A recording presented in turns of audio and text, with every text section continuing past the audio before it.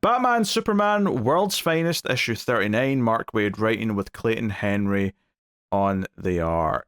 So this is the next part of our crossover here, which, you know, like, it took a bit of time setting up. The cliffhanger from last issue, from I think it was the annual, was the last one.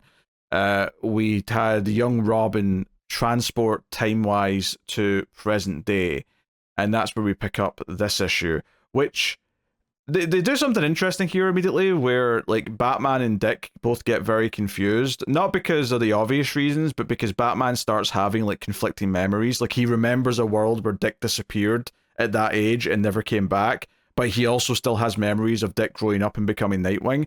So it's clear that the timeline is getting really wonky, and it's kind of resetting in his brain, and it's like trying to make sense of it. But I will say that in a lot of ways, this might be my favorite issue of this arc so far. Mainly just because I feel like it's kind of clicking together a little bit more, and it's like, okay, once we get past the opening of dealing with the Dick stuff, and they sort of do the time cop rules where the two Dicks shouldn't touch each other. I'll just let that sentence sit there for a second. Don't Dicks can't touch the tips. But they shake hands, and it causes like a time effect or whatever. And what happens that sets up the rest of the issue is that Batman, Superman, and Nightwing from present day go back to the world's finest part of the timeline, and Batman and Superman and young Robin from world's finest timeline are the ones that are now in present day. So we get a lot of the time fish out of water stuff, where, you know, the very first the first thing we get is like young Superman looking up and seeing Lois as Superwoman and being like, Lois, and then she calls him Clark and like says a few other things. Well, actually, even before we go into that, I love that he's like, she called me Clark. She knows who I am. What the hell? He's freaking out about that. But I loved Dick's reaction after she has a couple of lines, because here's what she says, right? She says, Clark, we have to get a move on. If you see our son, tell him to bring his boyfriend, Bruce, Tim. I don't understand the retro look, but you're needed too. And there's a panel where they're all silent, just staring. And then Dick says, at no point in that conversation could I have predicted the next word that was going to come out of her mouth. And I'm like, that was legitimately funny.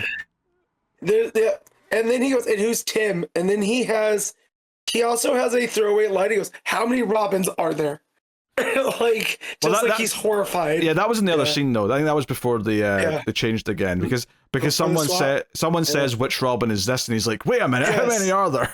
Yeah, there's a lot of that. But no, I kind of love how zany it gets. Like this part right here, it adds some nice levity. That stuff is pretty good. I mean, the fighting the villains is kind of whatever. I wasn't really feeling much one way or the other, but it's just fine. The big moneymaker though is because obviously the Batman, Superman, and Nightwing from the future or the present day obviously have more information to work with, because they remember this time period, so they at least know where they are and kind of like who they shouldn't talk to, and they shouldn't try and mess with the timeline and all those sort of things. So they run to the Batcave to try and like figure out what to do. They kind of just say hi to Dinah because she's like, who's this guy in blue? And like, it doesn't matter, Dinah, bye, because she's never seen Nightwing before, right? Yeah. So they go to the Batcave and they're trying to like, okay, do we have any time doohickeys that you've got in the Batcave? Can we get back to the present? And that's when Alfred walks in and asks if there's anything wrong.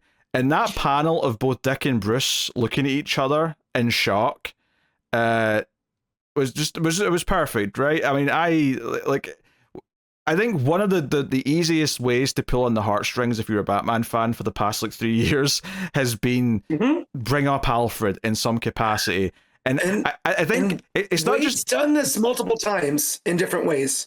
Yeah, and it's not just the fact that they see Alfred. I think it's the fact that they're both there. See, if it was just Dick or Bruce, it would have an impact for sure. Don't get me wrong. But the fact that they share this moment where they just look at each other because they both feel it at the same time, I think is what sold the entire moment.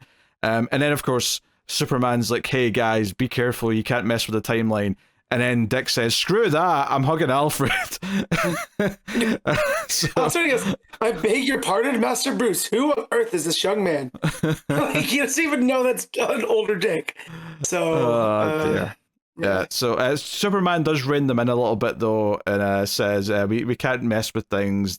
Let's pull back. Mm-hmm. So Superman intervenes, and then there's more fighting. Because Sinestro and the Scarecrow are fighting the younger versions in the present day. Yeah. And Scarecrow has some fear gas, but also kryptonite, so it's affecting Superman. He's seeing things that, he doesn't want to see. But big thing there. Superman misinterprets something though. He sees his coffin and thinks it's part of the fear toxin hallucination, and he says, "That's how I knew. That's how I fought out of it, because there's no that's such a cliche. I can't die. That's ridiculous." Yep. But obviously we know no, that coffin's really there because he actually did die. So yes, that's the thing. But so the present day characters are at the fortress to get a time bubble from the Legion or whatever they've got to try and get back to the present. Whilst this fighting continues in the present day with all the young versions of characters. This is confusing to talk about, but whilst this is all happening though, the time bubble's almost getting back to the present. They encounter a problem though. Grodd has put some sort of blocker in the time stream. As they get hit with that, Sinestro fires the time gun at the young versions of the heroes. And the end of the issue is it's the young versions we see are kind of on a desert somewhere. We don't even know if they're on Earth. And they're like, where are we and when are we? Who knows? And that's where we end up. So for me, the comedy of them just hearing casual references to things from the future, and then the emotional beat with Alfred, I really like those two things. Those two things really worked for me, and the plot's fine. The plot's entertaining enough. There's definitely more going on here than any World's Finest storyline we've had in the last 2 years. Yeah, I do love the timey-wiminess of it, right? With them swapping, and like you said, the fish out of water of it all.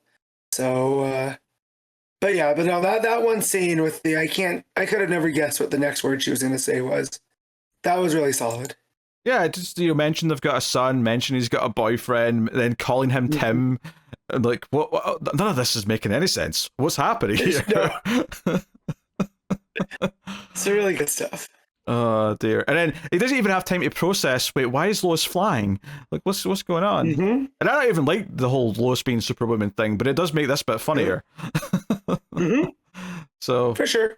Yeah, that's what it is. I mean, I don't think this was ever going to be an all-timer like crossover event or anything, but I do think that it's felt it's went to some fun enough places as it's went on. I've had a good enough time with each issue that I'm definitely not mad at it by any means. Yeah. Well, and looking at the cover, right, it's a lot of the stuff that's happened in the last 6 years. So I'm glad that none of that stuff popped up. Right, it's just a cover. Because if the Batman Who Laughs or Perpetua, I might have thrown my iPad. Oh, God. So the fact that it stayed zany, I'm more than happy. I genuinely I'm not looking at the cover just now. I genuinely don't know if I could have said who Perpetua was, visually. You don't remember Perpetua visually? That's the most thing I remember about her.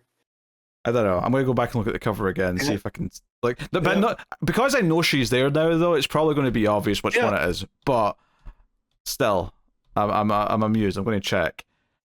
Oh, that's her at the top, isn't it? Yep. Yeah, she's very generic looking. I don't feel bad for not remembering how she looks. She looks really generic. No. Yeah, and then you got the Amazos from the last one, and you got the dude that was responsible for Dark Crisis. I forget his name. But yeah, I was worried we were gonna go those places and we didn't get anywhere near, so I was more than happy. Hey, there's still another couple of parts left, Matt. You may still get them yet. True, I might speak too soon, but hopefully not. Yep. All right, what are you giving World's Finest? I'm just gonna give this a straight 7. Yeah, I think that's what I'm gonna give it as well. I think it's.